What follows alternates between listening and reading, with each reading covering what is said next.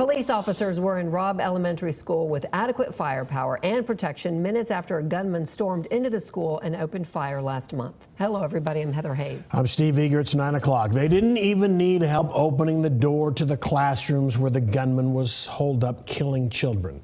An investigation has revealed it was unlocked and possibly never even checked.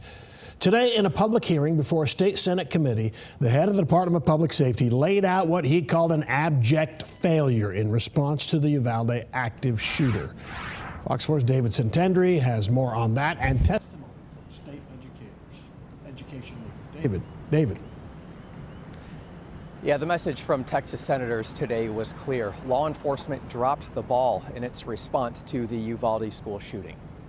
There's compelling evidence that the law enforcement response to the attack at Robb Elementary was an abject failure and antithetical to everything we've learned over the last 2 decades since the Columbine massacre. Texas Department of Public Safety Director Steve McCraw detailed the massacre at Robb Elementary in Uvalde during the first meeting of a Texas Senate Special Committee investigating the shooting. 3 minutes after the subject entered the West Building, there was a sufficient number of armed officers wearing body armor to isolate, distract, and neutralize the subject. Instead, it took 1 hour, 14 minutes, and 8 seconds for a group of Federal Border Patrol agents to get inside the conjoined classrooms and kill the gunman. Photos obtained by the Texas Tribune show officers waiting with rifles and body armor.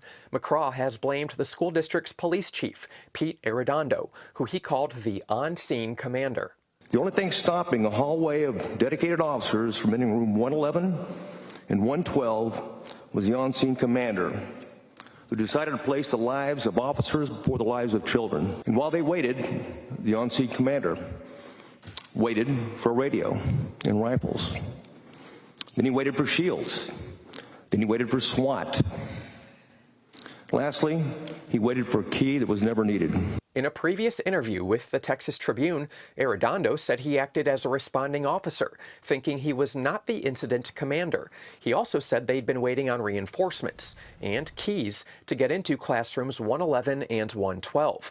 But McCraw says at least one of the classroom doors was unlocked the entire time. You cannot lock this door from the inside of the classroom. McCraw also said that sometime before the shooting, one of the teachers had complained to school leaders that the door could not be locked. Some senators are fed up with conflicting information related to what happened. Facts that change 180 degrees from 1 week to the next. State Senator Roland Gutierrez, who represents Uvalde, was not assigned to the committee, but did have an opportunity to address its members. He was at the Reunification Center when parents learned 19 kids and 2 teachers died. Their silence turned into the most awful screams that you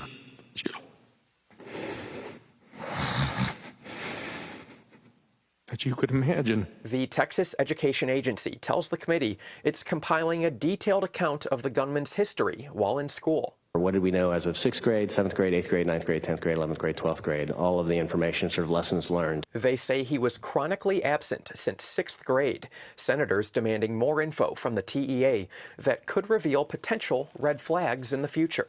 We need recommendations that will reassure our parents that their children are going to be safe in our public schools. Senator Robert Nichols, the committee chairman, says his belief is many student issues start at home. If you want to know what's wrong with that child, meet the parents.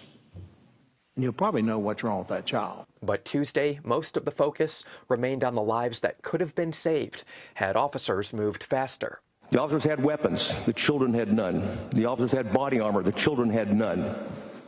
The officers had training, the subject had none. Though toward the end of Colonel McCraw's testimony, an admission that many of the lives were likely taken before police had a chance. So, Colonel, law enforcement was on the scene.